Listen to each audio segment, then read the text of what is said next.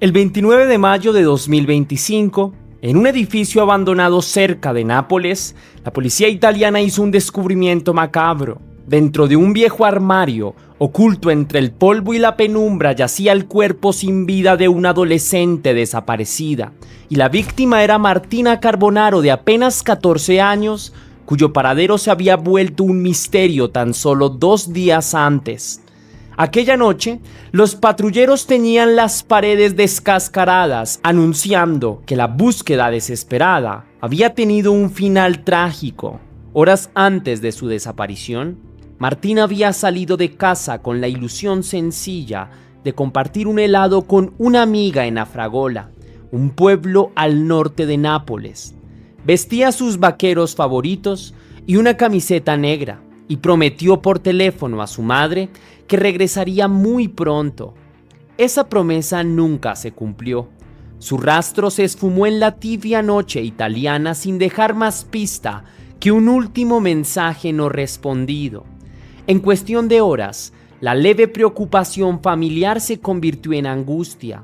Los mensajes a su teléfono quedaron sin contestar y Martina no volvió a casa. La comunidad entera se movilizó en su búsqueda, difundiendo su foto y detalles de su ropa en las redes sociales con la esperanza de que alguien la hubiera visto. La pequeña localidad, donde todos se conocían, unió sus manos y corazones en vigilias improvisadas bajo la luz de las velas. El hallazgo de la joven oculta en aquel ropero destrozó las esperanzas de encontrarla con vida y desató una ola de dolor e indignación en toda Italia. ¿Quién podría hacer algo tan atroz? Martina era hija única, una estudiante aplicada y alegre a quien sus amigos y profesores adoraban. Soñaba con grandes futuros, quería ser carabinera o tal vez chef algún día, y jamás había dado un disgusto serio a sus padres.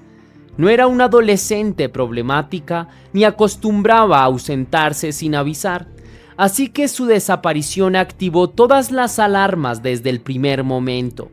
La brutal realidad de su destino golpeó a la nación entera. Martina fue asesinada a golpes en un acto de violencia estremecedora que la arrancó de este mundo demasiado pronto. La noticia ocupó portadas de periódicos y abrió noticieros, generando un duelo colectivo. A medida que la investigación avanzaba, se revelaron detalles igual de impactantes. El responsable de este femicidio no era un desconocido, sino alguien que había formado parte de la vida de Martina. Detrás de la inocente sonrisa de la joven, se escondía una historia de celos, de manipulación y de control a la que pocos habían prestado atención hasta que fue demasiado tarde. Pero antes de iniciar con el caso, quiero enviar un saludo especial a Guadalupe Barcenas, que me escribió: gracias Tess por el respeto que muestras al narrar o reportar este tipo de casos tan lamentables. Un saludo y fuerte abrazo, mi querido Tess, que el universo traiga para tu vida y la de tus seres queridos todo lo mejor. Pues muchísimas gracias, Guadalupe, por ese mensaje tan bonito, de verdad que me llena el alma. También te envío un fuerte abrazo. Espero que las cosas estén muy bien en tu vida y que tu familia esté muy bien. Muchas gracias por tu apoyo y por estar aquí en la comunidad. También quiero agradecer a Marcela Hernández, que me escribió: hola Tess, me gusta mucho tu trabajo. Muchísimas gracias a ti por dedicar una parte de tu día, para mí es importante y lo valoro con el alma. Espero que estés muy bien y te envío un fuerte abrazo de tu amigo Tess Misterios.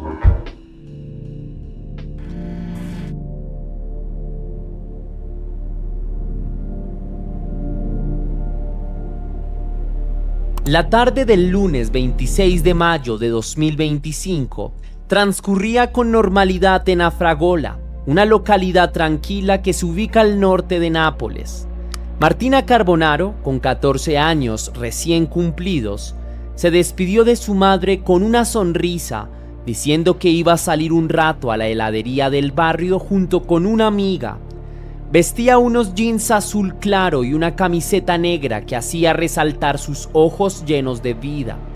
Antes de irse, su madre le pidió que no tardara mucho.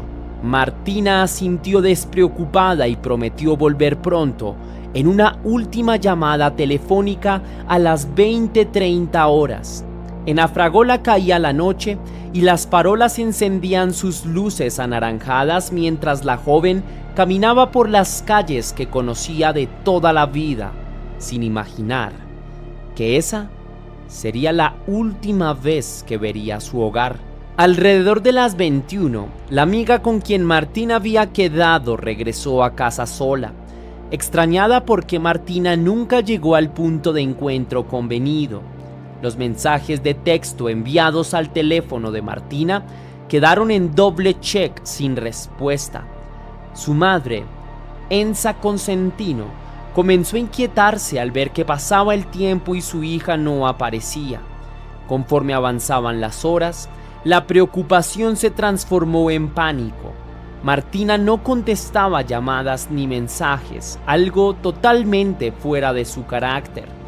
No era un adolescente que se ausentara sin avisar, y cerca de la medianoche, la familia dio aviso a la policía local y a los carabineros, quienes inmediatamente activaron los protocolos de búsqueda de personas. La comunidad de Afragola se volcó a la búsqueda.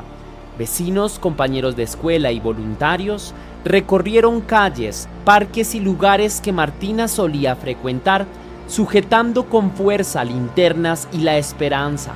Las redes sociales se llenaron con su fotografía, la de una chica de cabello castaño largo y sonrisa vivaz. Desaparecida Martina Carbonaro, 14 años. Rezaban los posteos compartidos miles de veces, acompañados de oraciones silenciosas. Las autoridades peinaron la zona con el apoyo de unidades caninas y drones, mientras la prefectura de Nápoles Norte coordinaba las operaciones. Se revisaron cámaras de seguridad municipales, estaciones de tren y hospitales. Cada hora sin noticias era una losa de angustia para sus padres, que se aferraban a la posibilidad de encontrarla con vida. 2 días transcurrieron en vilo. En la mañana del miércoles 28 de mayo trajo un giro inesperado. Una llamada alertó a las autoridades sobre algo sospechoso en un conjunto de departamentos en ruinas. Cerca del estadio Moxia de Afragola, aquel lugar de antaño habitado y ahora fantasmal, había sido registrado someramente durante la búsqueda inicial. Esta vez, un equipo de carabineros entró en los pasillos polvorientos, iluminando con sus linternas los cuartos vacíos llenos de grafitis. En una de las habitaciones, un mueble viejo, un armario desvencijado de madera, pero esto llamó la atención de los carabineros. Al abrir sus puertas crujientes todavía, la luz reveló una escena escalofriante. El cuerpo de Martina estaba doblado en el interior, oculto como si fuera un macabro secreto. Tenía heridas terribles. La primera inspección sugería que había sido golpeada brutalmente con algún objeto contundente, tal vez una piedra. La confirmación oficial llegó después. Martina había sido asesinada a golpes en la cabeza. La dulce niña que horas antes reía por un helado, ahora yacía sin vida y era víctima de una violencia atroz. Pero aquel instante congeló el corazón de todos los presentes. Uno de los agentes, incluso padre de familia, apretó la mandíbula conteniendo la emoción mientras cubrían el pequeño cuerpo con una sábana. Afuera, al enterarse de la noticia, la madre de Martina rompió en llanto desgarrador. Su padre la sostuvo, ambos temblando ante la peor de las certezas. La pesadilla se había vuelto una realidad. Afragola, ese pueblo normalmente apacible, quedó sumido en el luto. El hallazgo del cuerpo de la chica en aquel armario abandonado desató dolor e indignación en todo el país. Italia entera conoció el nombre de Martina Carbonaro ese día. Pero las preguntas apenas comenzaban. ¿Quién le hizo esto y por qué?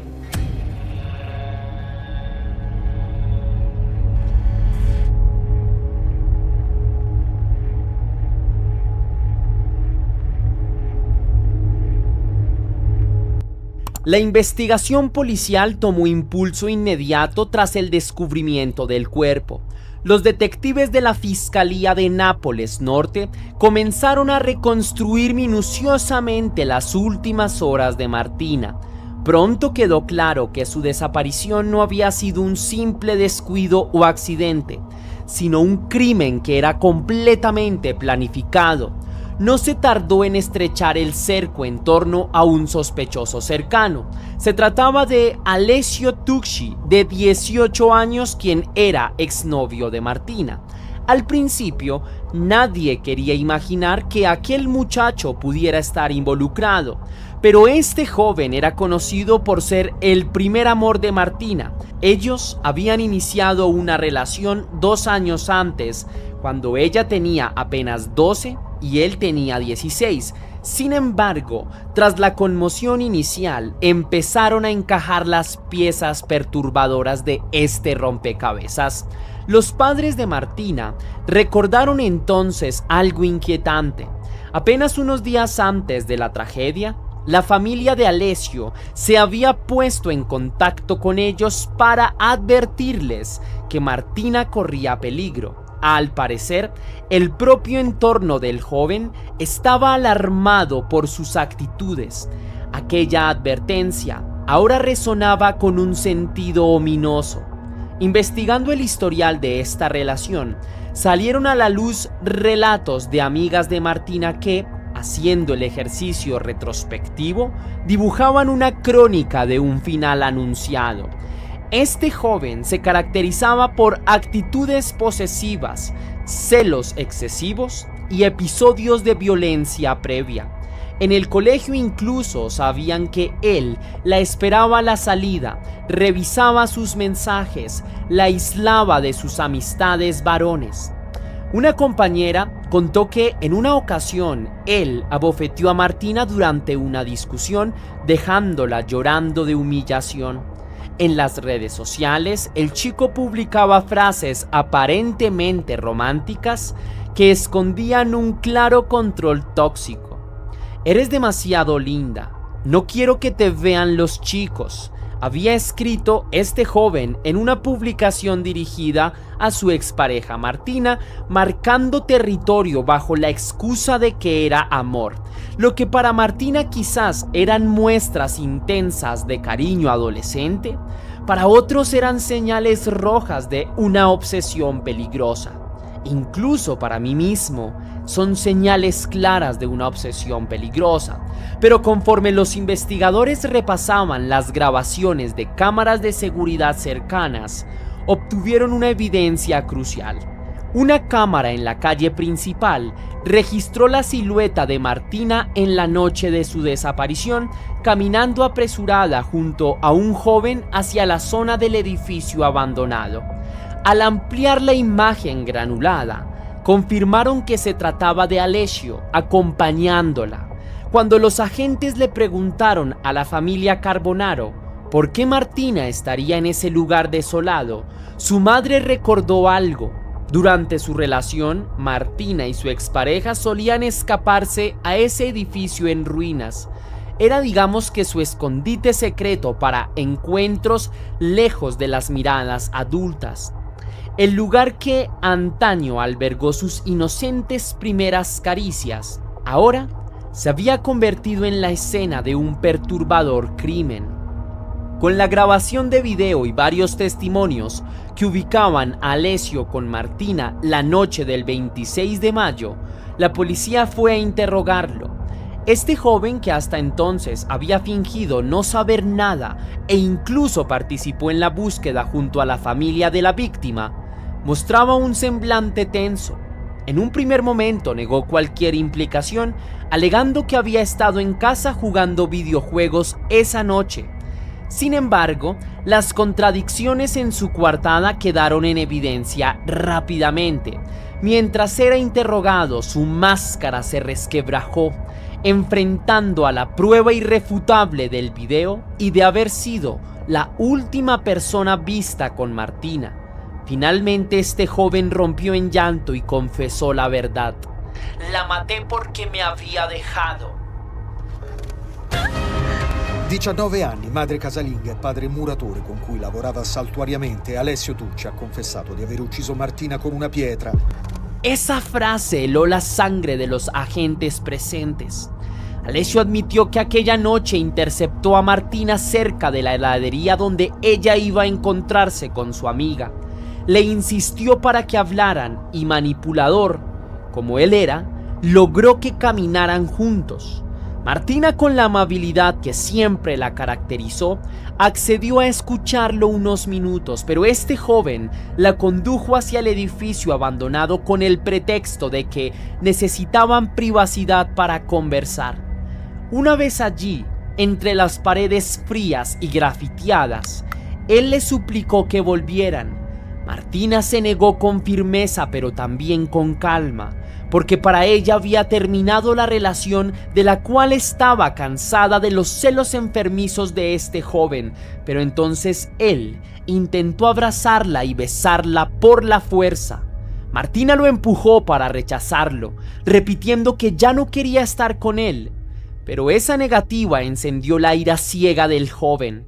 En un arrebato, Alessio tomó una piedra grande del suelo, unos restos de escombros del departamento en ruinas, y golpeó a Martina en la cabeza una y otra vez.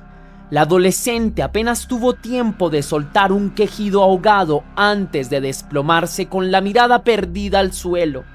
Alessio se quedó quieto unos segundos con el pecho agitado, contemplando lo que acababa de hacer.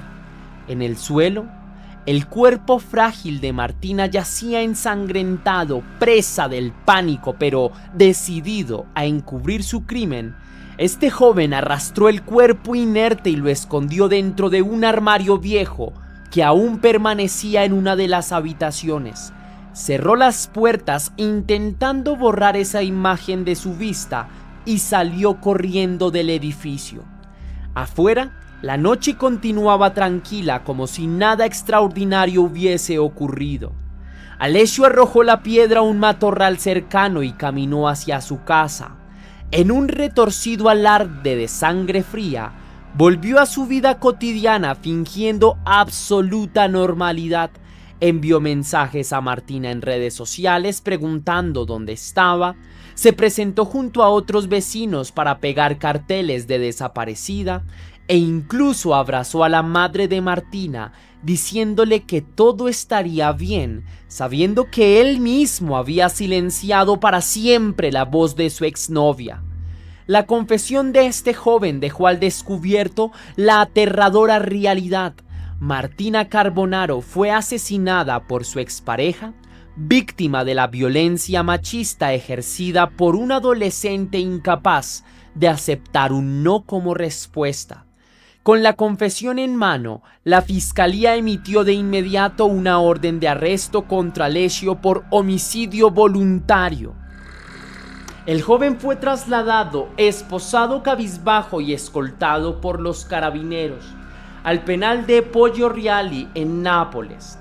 Su abogado defensor solicitó medidas especiales de protección temiendo represalias de otros internos si descubrían que él era un femicida confeso, y en cuestión de días pasó de ser un vecino más de Afragola a uno de los reos más odiados, mientras los detalles de su crimen ocupaban titulares por todo el país.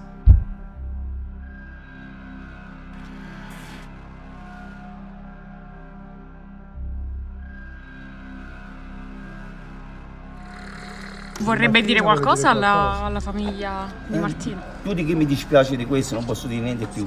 Mi dispiace e ci cerco perdono io al suo posto. Ma quello che ha fatto mio figlio non lo so nemmeno io spiegare, però quello che ha fatto lo pagherò. Io chiedo perdono ai genitori di Martina perché anche io come voi distrutta, sono distrutta quello che è successo. Con Alessio Tucci bajo custodia y el caso esclarecido, la familia de Martina inició el difícil camino hacia la búsqueda de justicia y el duelo imposible de sanar. Enza, la madre de Martina, se presentó ante los medios italianos con el rostro cansado y la voz rota, pero firme en su exigencia. Pidió la pena máxima, la prisión perpetua para el asesino de su hija, sosteniendo una foto escolar de Martina con uniforme, ajena a su trágico destino. El padre de Martina estaba en silencio, apenas podía articular palabra alguna, consumido completamente por el dolor. El femicidio de Martina sacudió no solo a Afragola, sino a toda la región de Campania. La comunidad reaccionó con una mezcla de dolor profundo y repudio vehemente. Multitudes se congregaron en la plaza central de Afragola para una vigilia con velas blancas. Las lágrimas corrían bajo el mismo cielo que en días antes brillaban sonrisas infantiles. En las redes sociales, cientos de miles de usuarios compartieron la historia de Martina, enviando también mensajes de apoyo a la familia Carbonaro y exigiendo castigo ejemplar para este joven. Las portadas de diarios nacionales llevaban el rostro de la joven, esa carita de niña de 14 años que se convertiría en símbolo, mientras los titulares hablaban de violencia machista adolescente y de una tragedia anunciada. Pero la pregunta que me surge: ¿cómo era posible que un chico de apenas 18 años de edad cometiera un asesinato tan brutal por celos? Para esto, sociólogos, psicólogos y activistas alzaron la voz, porque hay datos estremecedores que salieron a la luz y dicen que más del 60% de los adolescentes de Italia han sufrido violencia psicológica, verbal o digital en un noviazgo, y casi el 40% han detectado conductas de control en sus parejas, como revisar sus teléfonos o limitar sus amistades. Algo que es igualmente de alarmante es que 2 de cada 5 jóvenes consideran aceptable geolocalizar a su pareja para tenerla vigilada, y 1 de cada 3 cree que los celos son una demostración de amor verdadero. Cifras que antes pasaban desapercibidas hoy cobraron un sentido urgente tras la muerte de Martina. Ariana Gentili, portavoz de la Línea Nacional contra la Violencia de Género, advirtió que se registraba un aumento preocupante de denuncias de chicas jóvenes agredidas o perseguidas por sus exnovios tras terminar la relación. Martina entonces no era un caso aislado, era solamente la punta visible de un iceberg de silencios y miedos que muchas personas han sufrido en el alma. Entonces las máximas autoridades italianas de alguna forma no quedaron indiferentes. La primera ministra Giorgia Meloni expresó públicamente su consternación. En un mensaje que difundió en sus redes sociales, Meloni se refirió al asesinato de Martina y subrayó que la violencia ciega y posesiva no puede ser ignorada ni normalizada en Italia. También reconoció que se habían hecho avances legislativos contra la violencia de género, pero admitió con firmeza que no eran suficientes. Debemos hacer más por Martina, pero por todas, escribió Meloni, llamando a un cambio cultural profundo en un país que, en lo que va del año, ya contaba 31 víctimas mortales de femicidio hasta ese momento. Entonces sus palabras resonaron en un país en duelo, pero marcan el inicio de iniciativas para incorporar programas de educación emocional y de respeto en las escuelas, áreas en las que Italia se ha quedado rezagada respecto a otros países europeos. Durante el funeral de Martina, la pequeña iglesia local no dio abasto. Eran decenas de compañeros de escuela con el uniforme puesto que sollozaban junto al féretro blanco cubierto de flores, mientras afuera más gente seguía la ceremonia mediante altavoces. Y en medio del llanto también había determinación, porque la comunidad juró no olvidar a Martina y trabajar para que ninguna otra joven sufra su destino. Al caer el sol en el día de su despedida, Afragola permaneció en silencio. Solo el sonido de las velas al arder y algún sollozo aislado rompían la quietud. Italia entera miraba de frente esta tragedia y coincidía en algo: esto no puede volver a repetirse. Pero mientras el eco del caso Martina Carbonaro seguía resonando, en otras latitudes del mundo hispano ocurrían crímenes con dolorosos paralelos. Y esto nos indica que la violencia contra los jóvenes no conoce de fronteras, y 2025 sumaría otros nombres a la lista de historias truncas. A continuación, nos trasladaremos a otro escenario donde los celos y la furia cobraron la vida de un adolescente, pero esta vez en Sudamérica, y esta vez en mi país, en Colombia.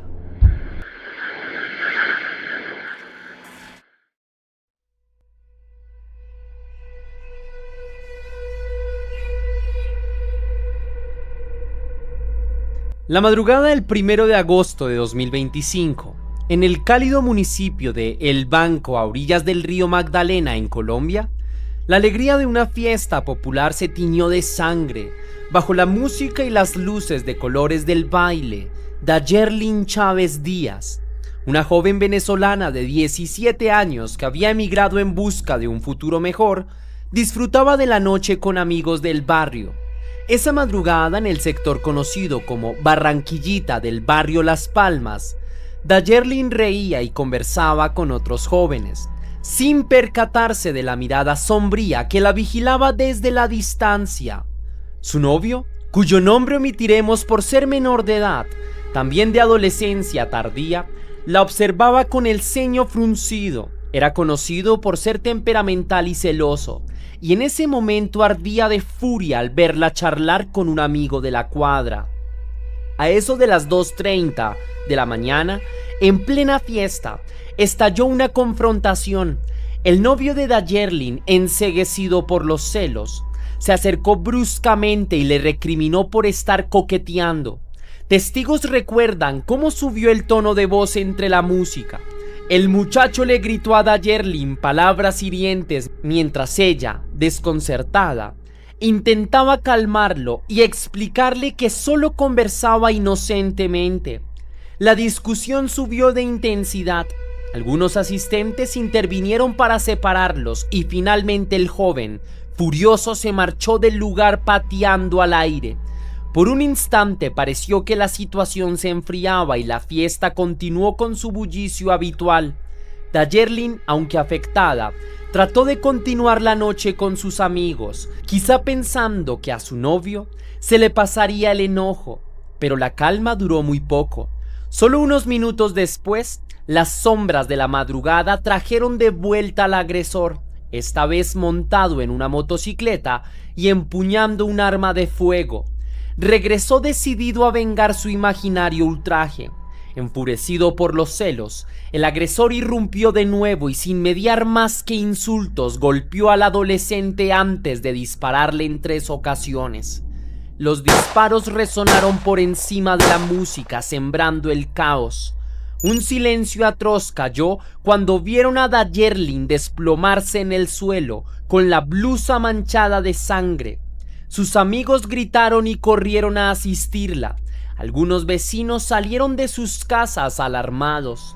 El joven homicida, al ver lo que había hecho, huyó a toda velocidad en la moto, desapareciendo en la oscuridad. Dayerlin quedó tendida sobre el asfalto, herida de muerte. Un charco carmesí se extendía bajo su cuerpo mientras varias personas la rodeaban, intentando socorrerla. Entre la confusión, alguien reconoció al agresor. Era su propio novio, muy conocido en el barrio por su carácter impulsivo. Un par de hombres tomaron un coche y con ayuda de otros alzaron a la chica inconsciente para llevarla de urgencia al centro asistencial más cercano, la Clínica Prevención y Salud. El vehículo atravesó las calles desiertas con las balizas encendidas en un intento desesperado por salvarle la vida. Durante el trayecto, Dayerlin apenas respiraba. Sus manos, que horas antes aplaudían al son de la música, ahora yacían frías.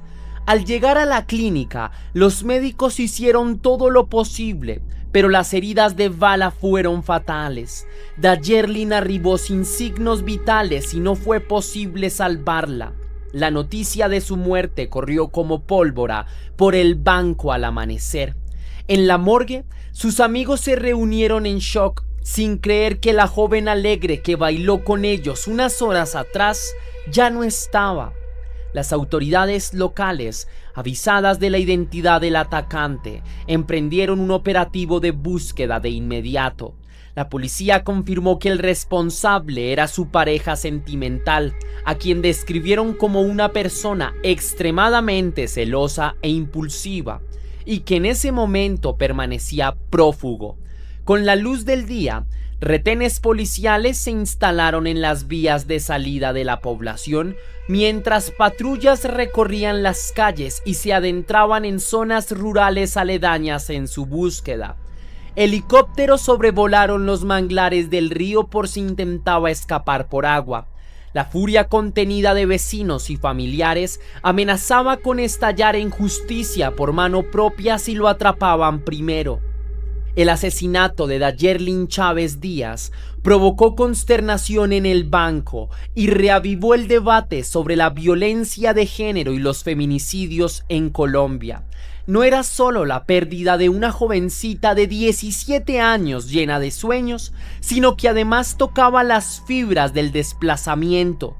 Dayerlin, siendo venezolana, había llegado a Colombia buscando seguridad y terminó encontrando una muerte violenta a manos de la persona en quien confiaba.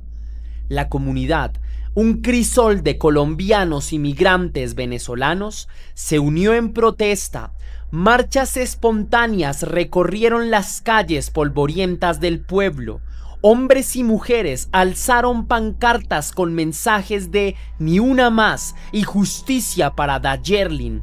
En X y Facebook se compartieron miles de veces las fotos de la pareja en tiempos felices, contrastadas con pedidos de captura para él.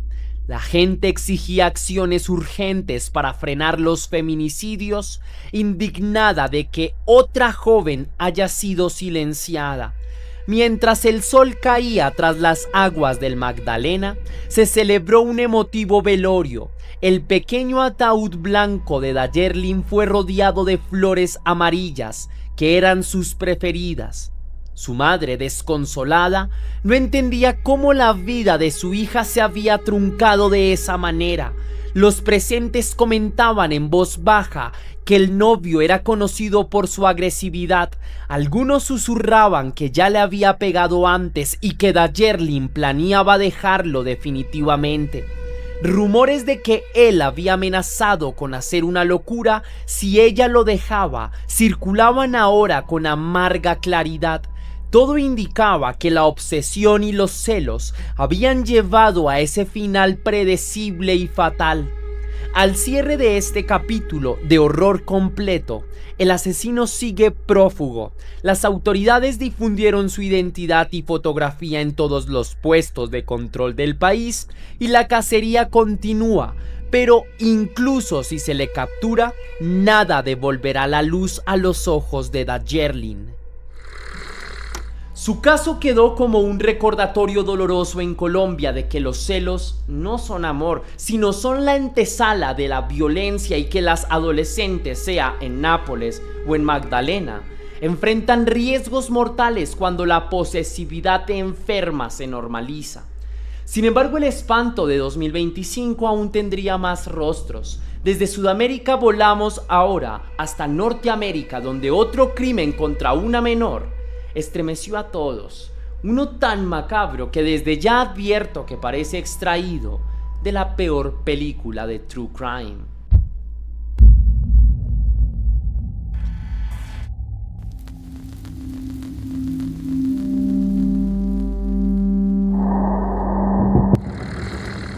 Historia de terror estilo Hollywood. En Baja California, un joven cometió feminicidio inspirado en la serie Dexter.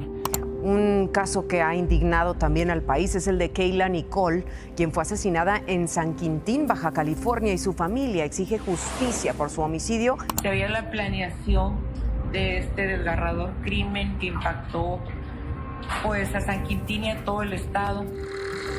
San Quintín es una pequeña comunidad pesquera y agrícola en Baja California, en México, donde raramente ocurre algo fuera de lo común. Sin embargo, a inicios de julio de 2025, este tranquilo poblado se convirtió en el escenario de un crimen espeluznante. Keila Nicole, una adolescente de solo 13 años, salió de su casa el miércoles 2 de julio diciéndole a su madre que se reuniría con unas amigas. Vestía ropa ligera para combatir el calor veraniego. Su madre le recordó que tuviera cuidado y regresara temprano. Keila sonrió y prometió que así sería. Cuando cayó la noche y Keila no volvió, su madre supo de inmediato que algo andaba mal. Con el corazón encogido, salió a buscarla por todo el pueblo, llamando su nombre entre los matorrales y caminos de tierra. Vecinos y conocidos se sumaron a la búsqueda tan pronto corrió la voz. La niña, querida por muchos, no aparecía por ningún lado. La policía municipal fue alertada y comenzó un operativo en cuanto se asomó el alba del día siguiente. La mañana del 3 de julio trajo consigo una noticia desgarradora. Keila Nicole fue hallada sin vida a las afueras de la comunidad en un paraje despoblado e inhóspito, debajo de un árbol. El escenario era dantesco. Entre la maleza y arena del lugar, los investigadores encontraron el cuerpo de la menor de una forma que les heló la sangre. Había sido decapitada y sus brazos y piernas seccionados. Solo una de sus extremidades se halló cerca, a unos 50 metros, mientras las demás habían sido removidas y ocultadas cuidadosamente. La cabeza y el torso, enterrados superficialmente bajo hojas secas, mostraban la ferocidad inconcebible del ataque. Veteranos peritos tuvieron que contener náuseas ante aquella visión. La fiscal estatal, María Elena Andrade Ramírez, presente en el lugar, se mostró visiblemente afectada mientras dirigía la escena del crimen, preguntándose qué monstruo podía haber hecho algo así a una niña. Lamentablemente fue encontrado el cuerpo de la pequeña en un lugar cercano, pero inhóspito, deshabitado, entre cerros y la vegetación del lugar. Las sospechas pronto recayeron sobre otro menor de edad. Gracias a que la familia de Keila había denunciado su desaparición rápidamente, la fiscalía recabó testimonios de amigos. Una de las mejores amigas de Keila reveló algo inquietante. La última vez que chateó con Keila esa tarde, la joven le contó que iba a encontrarse con un chico de 16 años con el que había entablado conversación recientemente. No era exactamente su novio formal, pero parecía gustarle y habían quedado de verse en persona. Sin embargo, en esos mensajes finales, Keila expresó temor. Le escribió a su amiga que tenía miedo y que el adolescente con quien estaba la miraba muy raro. Esas fueron quizás las últimas palabras de Keila antes de morir. Alarmadas por esta información, las autoridades enfocaron la investigación en aquel joven de 16 años. Los agentes obtuvieron una orden de cateo y acudieron al domicilio del sospechoso, un muchacho residente en una casa rodante junto a sus papás. Allí, la escena era inquietante a su propia manera. En la habitación del adolescente encontraron dibujos perturbadores en hojas de cuaderno. Los bocetos mostraban siluetas humanas desmembradas, con indicaciones escritas de dónde realizar cortes, casi como si fuesen diagramas sacados de un manual macabro. También hallaron cuchillos y sierras con manchas rojizas, escondidos bajo su cama. Al confrontarlo con las pruebas, el chico terminó por confesar. Lo que dijo dejó a todos atónitos.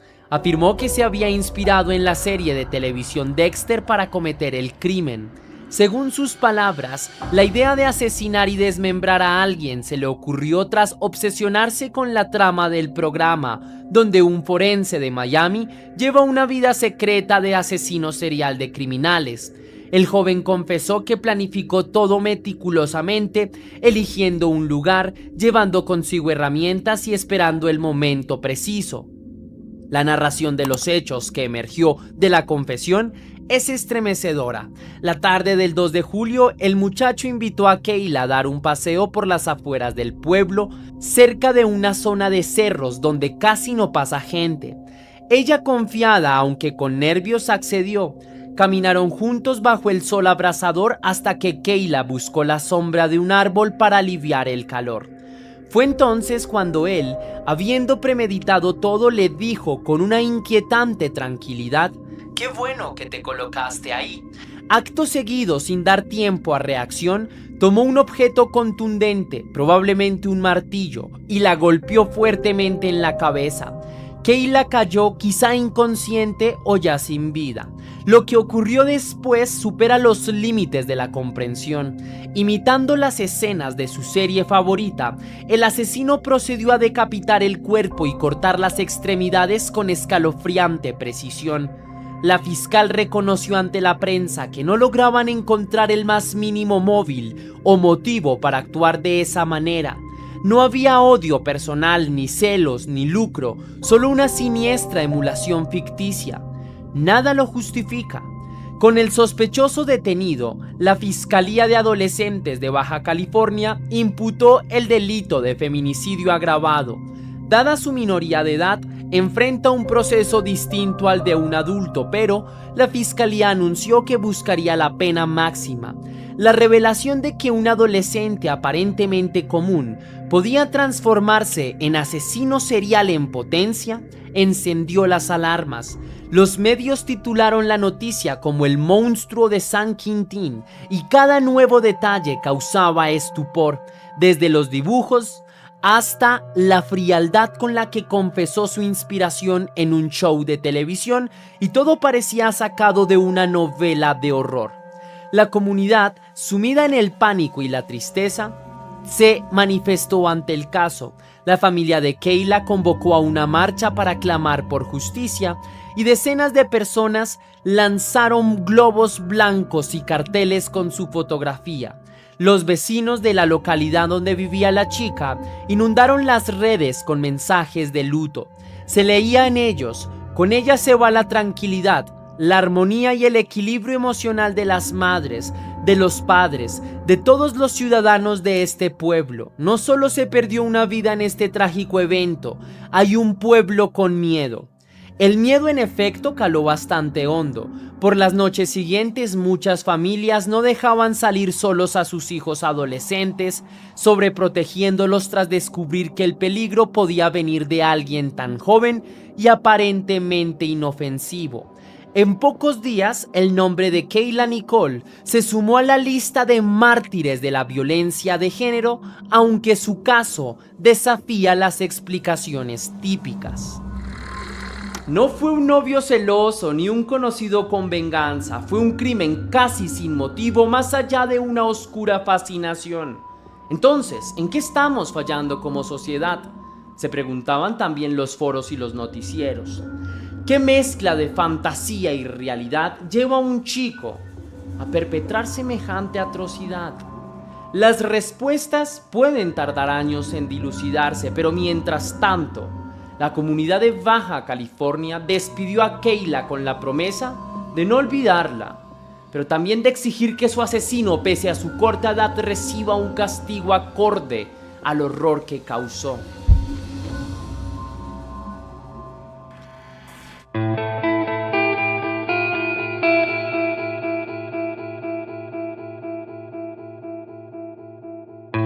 Estas tres historias en tres países y con tres jóvenes truncadas, Martina, Dayerlin y Kayla, cada una de ellas vivió sus últimos momentos rodeada de una violencia que, insisto, nunca debió ocurrir. A primera vista, sus casos difieren en contexto. Una chica italiana asesinada por un exnovio posesivo, una adolescente venezolana acribillada por su pareja celosa en Colombia. y una joven mexicana víctima de un macabro crimen planificado. Pero en el fondo, estas tres historias comparten un hilo en común, y es que todas murieron a manos de hombres jóvenes, apenas mayores que ellas, pero ya embrutecidos por esa cultura de violencia machista, de celos obsesivos y de misoginia. En el año 2025 nos hemos enfrentado con una verdad que es dolorosa, y es que la violencia de género efectivamente no comprende ni fronteras ni edades. Los casos de Martina, Dayerlin y Kayla son estremecedores, pero nos deben dejar una reflexión, y sus nombres ya no podrán cumplir sus sueños. Martina no será carabinera ni chef, Dayerlin no tendrá la vida segura que buscó en un nuevo país, y Kayla no llegará a la adultez para descubrir todo su potencial. Sin embargo, su legado puede salvar a otras mujeres, y cada una de ellas nos tiene que dejar una enseñanza que quiero que se escriba con dolor, y es la importancia de escuchar a las víctimas silenciosas, de tomar en serio cada denuncia, cada señal de abuso, por más inocente que parezca, y de actuar antes de que sea demasiado tarde. Quiero dedicar este video en memoria a estas tres jóvenes y de tantas otras cuyos casos no alcanzaron los titulares, pero este caso o este video quiero que se cierre con un llamado a la reflexión, a la memoria y a la acción. Que el último adiós a Martina Carbonaro en Italia, el llanto por Dayerlin Chávez en Colombia y el clamor por Kayla Nicole no sean en vano. Como dijo la primera ministra Meloni, debemos hacer más por Martina, por todas. Debemos hacer más, por supuesto, debemos hacer todo por cada niña, por cada mujer joven, para que puedan crecer libres de miedo y de la violencia estúpida que nos está carcomiendo todos los días. Para que este tipo de crónicas judiciales de mañana hablen de verdadera justicia, de esperanza y no de vidas apagadas prematuramente. Solo entonces habremos honrado verdaderamente la memoria de estas tres víctimas, cuando convertimos la tragedia en justicia real, pero también en prepararnos para que estas cosas no vuelvan a suceder. ¿Listo? Hasta aquí va el video de hoy, mi querida leyenda. Si te gustó la investigación, déjame saber con tu misterioso like si quieres, y si puedes hacer una pequeña donación para la producción de Test Misterios, estaré enormemente agradecido. Y lo puedes hacer de dos maneras distintas. La primera, con el botón de super gracias que se ubica allá abajo, justo al lado del botón compartir, o también vía PayPal, ya que tienes el link en la descripción y en el comentario fijado. Sabes que si lo haces de cualquiera de estas dos maneras, recibirás un agradecimiento personalizado y un saludo de mi parte para un próximo video. Y sin más que añadir, recuerda seguirme en mis redes sociales. Estoy en Test Misterios como en cualquier red social, así que para no perderte de ninguna novedad, te espero en mis otras redes. Y sin más que añadir por hoy, mi querida leyenda, recuerda que las dudas te acompañan, que somos misterio y que tú y yo nos vemos en un próximo caso.